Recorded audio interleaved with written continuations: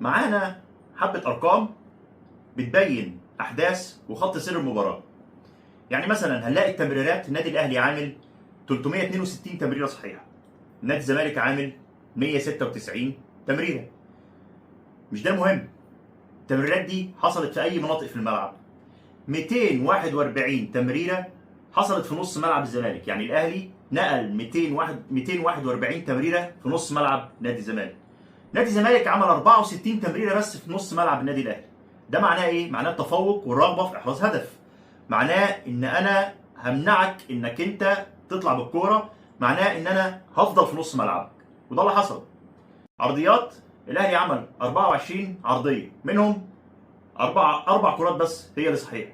الزمالك عمل 7 عرضيات، منها 3 بس اللي صحيحه. العرضيات كانت كتير في محاوله للوصول لهدف، لخطف الجون، ما تحققش منها الهدف، ولكن هي بتدل على التحولات الهجوميه، التحول الهجومي في نص ملعب الزمالك. ركنيات، الاهلي جاله 5 ركنيات، الزمالك ما عملش ولا ركنيه.